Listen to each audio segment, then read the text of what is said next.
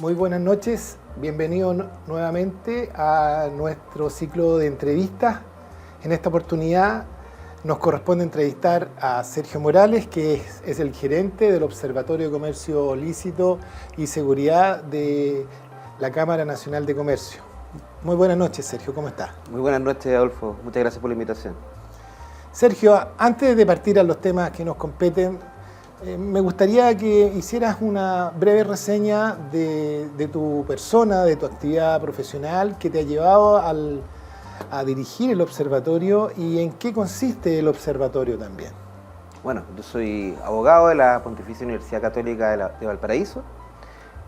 Trabajé en centros de estudio, en el Estado, fui jefe del Departamento de Fiscalización de la Dirección del Trabajo. Y bueno, las circunstancias entre lo que es política pública y lo que son labores de fiscalización propiamente tal, me llevaron a la Cámara Nacional de Comercio, donde ya existía un observatorio que era de comercio ilícito solamente, no tenía el apellido de seguridad.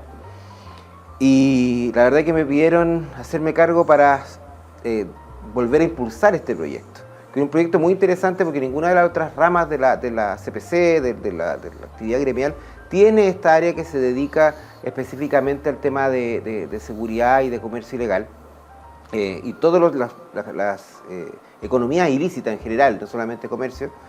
Bueno, y a partir de eso le dimos un nuevo énfasis a este proyecto, y la idea no es solamente ser un ente contemplativo, o sea, quizás los observatorios a lo mejor debiéramos replantearlo pronto, porque no solamente observamos, sino también el propósito es incidir en las políticas públicas, tener participación como un actor relevante y validado frente tanto al privado como al público. O sea, nuestro trabajo pasa por una mesa público-privada donde se generan medidas que son acordadas por todos los participantes, y estas medidas finalmente te generan tu actividad y te trazan cuál va a ser la planificación del año, de cómo lograr que esas medidas, que para el 2026 son 35 medidas, se puedan concretar. Y la verdad es que este sistema lo tenemos hace ya nuestro tercer año bajo esta lógica, y francamente nos ha dado excelentes resultados.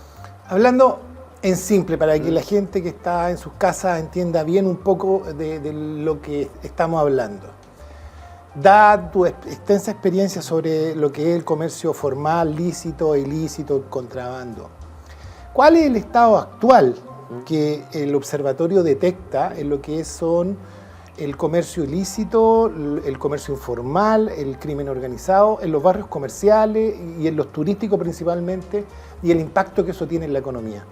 Mira, la verdad es que una de las herramientas y por cómo nosotros aportamos a la discusión pública es una encuesta que se hace de manera semestral, que es la encuesta de victimización en el comercio. Y ahí donde podemos ver varios indicadores que nos levantan la alerta. Primero, la gran cantidad y la percepción de comercio ilícito en los barrios comerciales, donde más del 40%, 42% de los barrios, de los locatarios, reconoce que afuera de su negocio existen comercio ambulante ilegal, y que además esto aumenta las tasas de inseguridad, y eso es un hecho que lo tenemos probadísimo ya por muchos años. ¿Cómo se prueba eso? Eso se hace con una medición de la cantidad de delitos que las personas sufren, denuncian.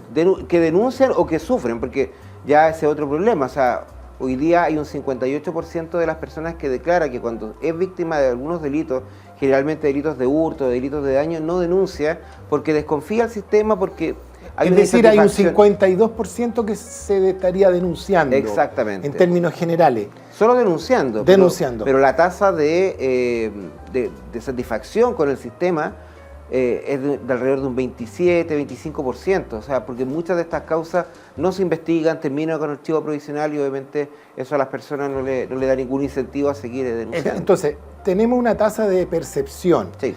Y sería muy importante aclarar qué es una tasa de percepción y si hay alguna diferencia entre la percepción de la sensación de los crímenes que hay, de lo real, de los crímenes que efectivamente se están... ¿Están las cifras desacopladas? ¿Hay un elemento ahí que detectan ustedes? Sí, nosotros la tasa de victimización hoy día es de un 60%, 61% más o menos. Pero esa tasa de victimización que medimos nosotros es victimización efectiva. O sea, usted fue víctima de todos estos delitos, desde hurto hasta robo, lesiones, durante el último semestre. Entonces, eso ya es un dato efectivo. O sea, no es independientemente. No es percepción. No es percepción. La percepción siempre es un poco más alta. Hay un 10-15% de diferencia que es, muchas veces dice, incluso tú ves que muchas veces la percepción se mide por zonas geográficas. Por ejemplo, en su barrio usted se siente más inseguro, generalmente es más bajo que lo que es a nivel país o a nivel ciudad. O fuera de su barrio. Exactamente. Ahora, Chile es un país que tiene altas tasas de delincuencia y criminalidad. ¿Cuál ha sido la evolución que hemos ido experimentando con respecto a los delitos que se están denunciando y el impacto económico y en el deterioro urbano, además, que se va produciendo por las incivilidades y la toma del espacio público? O sea, hoy día el hurto falta, o el hurto miga, que le dicen coloquialmente, Sí. sigue siendo el delito más recurrente en materia de comercio. Pero también existen delitos de hurto que son de una cuantía superior a media unidad tributaria. También hay muchos delitos de daño a la propiedad y ya delitos de robo, con intimidación, con violencia, con fuerza, siguen eso más o menos al alza, no tan disparados, pero sí al alza, y apareciendo también delitos nuevos. Nuevos. Ahí que me gustaría que nos detuviéramos.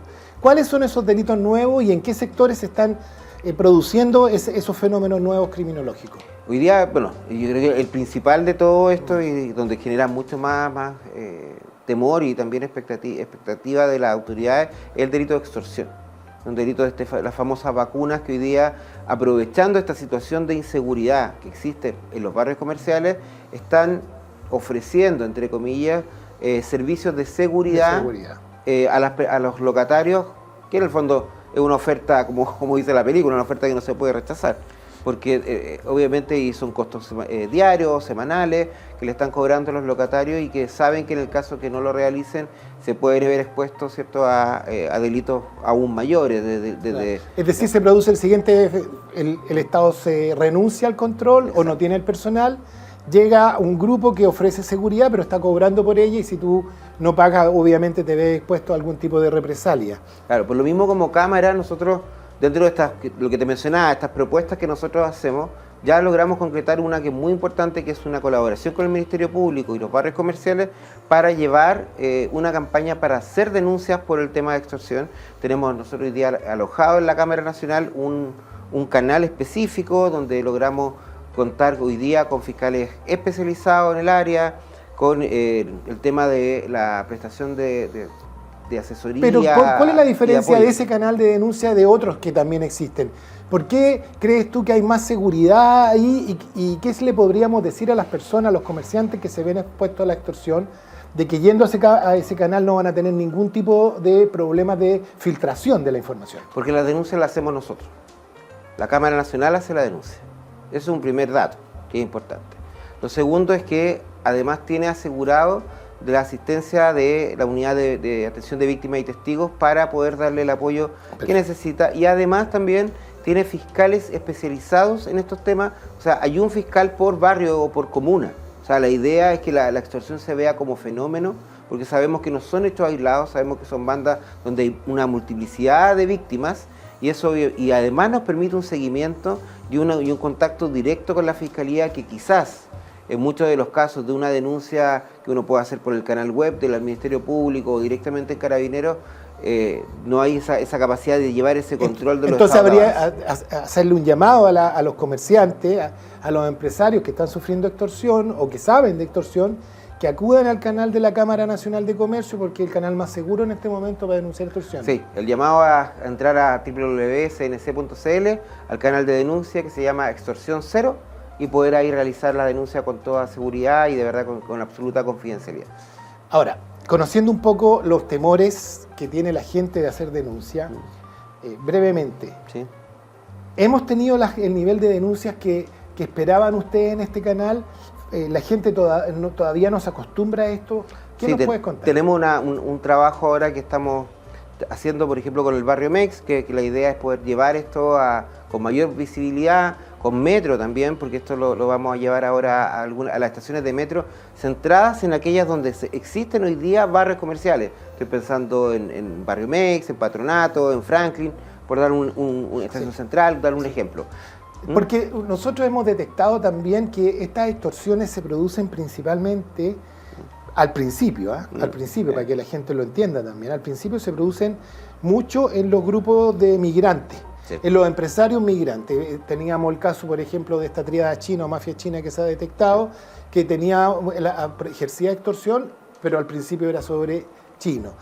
En la Little Caracas pasa lo mismo con los venezolanos, y en los barrios donde están los peruanos también ha habido bandas peruanas que han estado eso. Ahí tenemos un problema para abordar. Entonces también el llamado a los empresarios de distintas nacionalidades a que confíen en el sistema, porque es la única manera de terminar con el flagelo. Sí, y te digo un dato que es importante. Nosotros este delito lo empezamos a medir ya hace un tiempo, y aunque parezca una cifra menor, entre comillas, la verdad que nos preocupa que en un año se haya triplicado la cantidad de comerciantes que hoy día declaran ser víctimas de extorsión. Es decir, tenemos un 3, casi 4%, pero no es un número menor, sabiendo las dimensiones que tiene este delito. Bueno, por lo mismo también entonces estos pasan a ser algunas de las medidas que hay que proponer para el futuro. Exacto. En ese sentido, yo sé que ustedes con distintas cámaras y con entes gremiales trabajaron en una serie de propuestas para tratar de dar la opinión del mundo gremial al nuevo gobierno de lo que hay que hacer en el 2026 hacia adelante. ¿Qué nos podrías decir tú sobre lo que se está proponiendo por los gremios de Chile para mejorar el comercio, la seguridad? ¿Qué es lo que tenemos en la mano en este momento? Mira, nosotros nuestras propuestas se dividen en 3 ejes. Un eje que es seguridad privada y seguridad pública, que tenemos por ahí, todos los barrios comerciales, la organización, temas de gastos que se deban hacer en materia de seguridad, cómo el privado puede contribuir en ese aspecto. Tenemos otra área que es comercio ilícito propiamente tal, o sea, cómo combatimos temas de falsificaciones, contrabando, piratería, la receptación y todo lo que es el crimen organizado que se da alrededor de esto, el lavado de activos, que hay muchos en estos famosos, por ejemplo, los negocios fachados, que partieron haciendo el tema con las barberías, pero hoy día no son solo barberías, claro. Y finalmente con lo que es el comercio ambulante, no autorizado propiamente tal, que es un fenómeno que no solamente hay un perjuicio obviamente a los comerciantes que están hoy día formales, sino que también hay una afectación a la seguridad y al uso del espacio público. Medidas concretas, hablemos de soluciones, medidas concretas que ustedes piensan que se pueden implementar rápidamente los primeros meses como para tratar de mejorar la percepción de la seguridad y también los números en cuanto a los delitos que se cometen. Mira, una de las propuestas que tenemos en materia de seguridad propiamente tal tiene que ver con una experiencia que existe en otros países que se llama obras por impuesto, que acá para el tema de seguridad propiamente tal no existe la figura hoy día, pero es algo símil de lo que existe hoy día también con el tema de la ley de donaciones, que nuestro propósito es cómo aceleramos obras, cómo podemos llegar a, por ejemplo, un barrio comercial grande, donde las obras que se necesitan para mejorar la seguridad de los barrios son conocidas, están hoy día absolutamente aceptadas por la comunidad, tanto por los locatarios como por los residentes. La idea nuestra es que podamos tener un banco de obras que se puedan ejecutar mediante un adelanto de impuestos de contribuyentes y que permita ejecutar esta obra de mejor manera, teniendo en este caso el Ministerio de Seguridad como un organismo fiscalizador solamente y al Estado como en cuanto a rendición de gastos y esos temas, pero acelerar esas propuestas. Ahora, Sergio, lo que tú me planteas, por tanto, es una idea final de un modelo que sabemos funciona en otros países como Colombia, Perú y en Estados Unidos. Sí. Que permitiría incluso, entiendo yo, a financiar distritos comerciales, por ejemplo, y ir modernizando la gestión pública. Claro. Pero ahora hay que construir ese proyecto, eso en materia de ley. Sí. Y entiendo yo que debería ser de iniciativa del presidente. Todos los proyectos que tienen que ver con cambios tributarios es iniciativa exclusiva, así que eso obviamente estamos a disposición de las autoridades entrantes y la idea es que puedan recoger esto y es una excelente fórmula, y por la experiencia lo muestra, de poder acelerar estos proyectos, tener mucho más cercanía con el lugar donde se van a establecer, porque puede ser distritos comerciales, como dices tú, puede ser instalación de cámaras, puede ser mejora de la iluminación, puede ser, hasta construir una comisaría, o sea, podemos llegar a una gran... Claro. Exactamente. Ahora, la Cámara Nacional de Comercio ahí tiene mucho que decir entonces, mucho que incentivar ahí como actor relevante para imponer este tema, porque nosotros entendemos que esa es una buena forma de abordar el problema por la falta de recursos. Porque además, dicho sea de paso, nos gustaría que nos explicaras por qué esto también evita corrupción y demora en los procesos. Y por qué es un poco distinto a la donación y el banco de proyectos y de qué manera eso puede ayudar mucho a la seguridad. Bueno, estos proyectos funcionan bajo la lógica de plataforma, donde hay una transparencia de cuáles son los costos de los proyectos. Son proyectos que son priorizados además por el Ejecutivo, no es algo que son proyectos personales, sino que obviamente responden a una política en materia de seguridad centralizada por el Ministerio y donde lo que existe es un adelanto de impuestos, se elige a quién va a realizar esta obra y lo que hace el Estado es controlar los estados de avance, como por ejemplo puede pasar con una concesión, pero la diferencia es que este aporte es hacia el Estado porque es un adelanto de impuestos, o sea, es parte de los impuestos generales que se deben pagar y que lo llevamos a obras. Y lo ejecuta el privado. Y lo ejecuta el privado. Claro, porque lo que entendemos además es que los tiempos de construcción también disminuyen notablemente, sí, y los costos también. Claro, mira, ahí hay varias cosas que uno puede después hacer una bajada al detalle. Por ejemplo, perfectamente puede estar asociado a aquellos hoy día empresas, por ejemplo, constructoras que están relacionadas en el registro de Chile Compra, por ejemplo, que ya partan ya con un filtro previo. O sea, todo eso es absolutamente conversable, pero la gracia que tiene es que son proyectos que llegan a los espacios, tienen mucho mayor impacto y además fidelización de la comunidad. Es un cambio copernicano, esto, efectivamente, y creo que es una muy buena iniciativa que hay que impulsar este 2026. Sí, la pregunta es, por ejemplo, en los tiempos. ¿Cuánto se demora el Estado en realizar un proceso licitatorio y la ejecución, por ejemplo, de la construcción de un retén de carabineros? ¿Y cuánto es lo que se podría demorar el privado bajo esta fórmula? Yo creo que, o sea, lo tenemos sin una medición matemática, obviamente yo creo que es de sentido común de que los tiempos son mucho menores. Perfecto. Ahora, justamente ahí hablando de los tiempos que tiene el gobierno para reaccionar y enfrentar los flagelos que en este momento le afectan al comercio. La principal preocupación de los comerciantes es la seguridad y que la tiene como consecuencia la baja de venta. También claro, alguna competencia que ellos consideran desleal. Después vamos a hablar de eso. ¿Cuáles son los nudos críticos que tú ves en la coordinación entre los distintos actores del Estado y cuál es la dificultad que tiene el mundo privado para hacer esta gestión público-privada? Porque si bien todos hablamos de trabajo en red y la cooperación intergubernamental y lo público-privado, con tu experiencia, ¿dónde crees que hay nudos y cómo se podrían resolver? ¿Es necesario crear una instancia o esto tiene que ver más bien con gestión o una cultura? Yo creo que tiene que ver con un diseño y una gestión especial. Nosotros propusimos al gobierno del presidente actual una política que no existe en Chile. O sea, existen políticas para muchas cosas, pero esto no es simple papel. O sea, el diagnóstico nuestro es que vemos que todo lo que es economías ilegales está de alguna forma diseminada en una serie de organismos que no conversan. Tenemos por una parte algunas facultades que tiene cada uno de los municipios con sus propias reglas. Tenemos a las policías, tenemos el Ministerio Público, tenemos organismos como especializados como Impuesto Interno, Aduana, que también tienen mucho que decir en esta materia, y también organismos técnicos del Estado, como la Seremi de Salud, como el ISP, por ejemplo, como el SAC. Entonces, tenemos una cantidad muy grande hoy día de organismos que se involucran en esta actividad y que no siempre están coordinados. Más que generar un servicio o un área, no sé, de comercio ilegal, lo que debería haber, y que fue nuestra propuesta, fue generar una gobernanza. Alguien tiene que saber dirigir y coordinar estos organismos. Muchas veces en una fiscalización, por ejemplo, si no va el carabinero con impuestos internos, no pueden hacer ninguna requisa de mercadería, ¿cierto? O necesitamos, por ejemplo, en un mall chino, impuestos internos ve el aspecto tributario. Pero ¿quién ve los productos que se están comercializando sin certificación? Sí, debiera ser, ¿cierto?, la Seremi de Salud, y si son cosméticos tiene que ser el ISP, y si son incluso productos de mascotas, debiera ser el SAC. Entonces, lo eléctrico, la Superintendencia de Electricidad, o sea, vemos que son demasiados los organismos y si no están coordinados, la verdad es que estamos en la situación actual.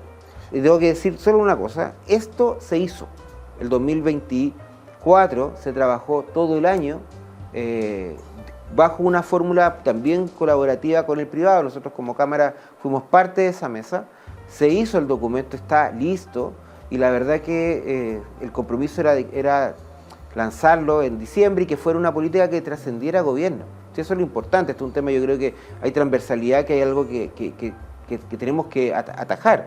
No nos vamos a convertir en un país como Paraguay o estos países orientales que todo lo que tienen prácticamente es falsificación.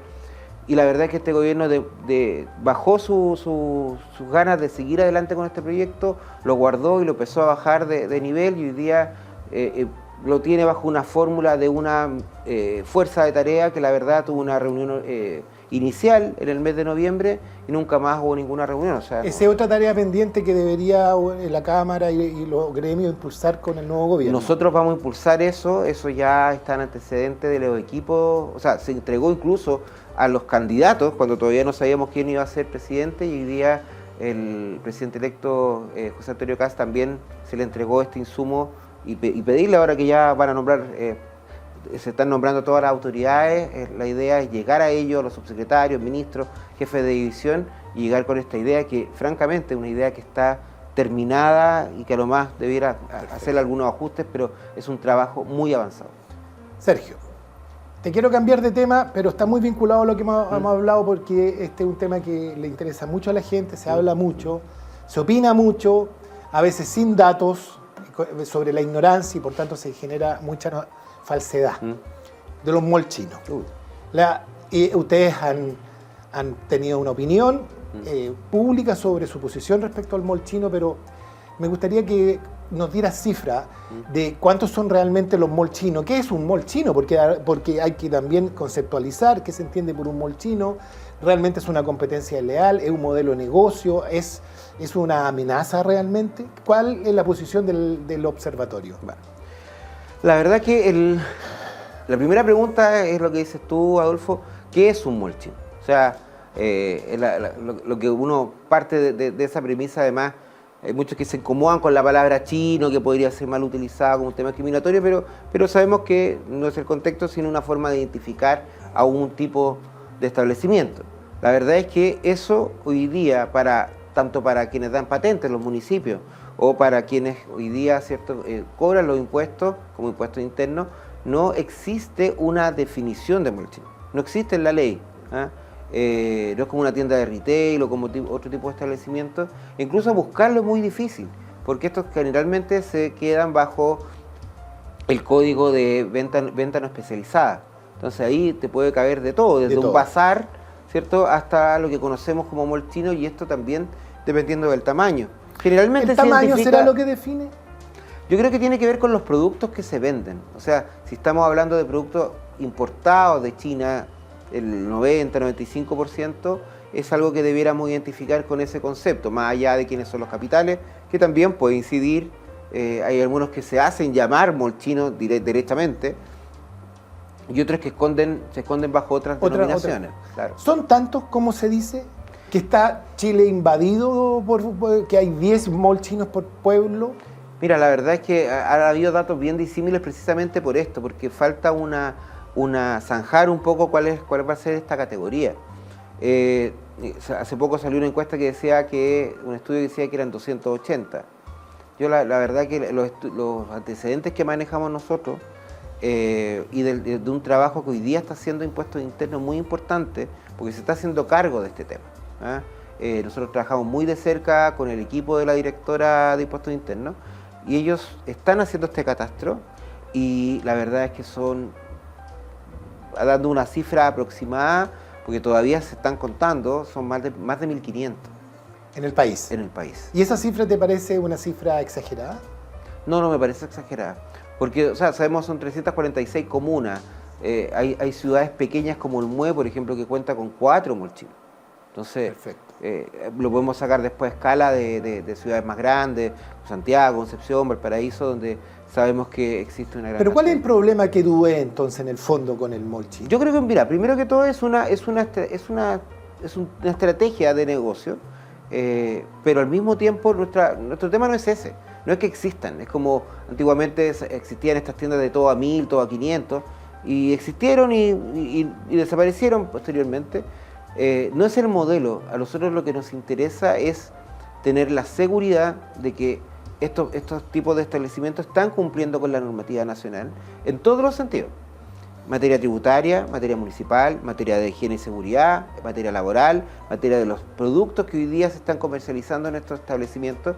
Y lo cierto es que las denuncias que tenemos hoy día es que, y solamente con la experiencia de visitar uno de estos, es que existe una gran cantidad de irregularidades que en otro tipo de negocios formales no existen. Y eso obviamente te genera una competencia desleal y que está depredando negocios pequeños. ¿Por qué? Porque ellos también funcionan con un modelo bien particular, donde permiten tener productos a mucho menor precio y que obviamente... Para ganarse la posición. La posición y obviamente eso debilita el comercio local. Claro.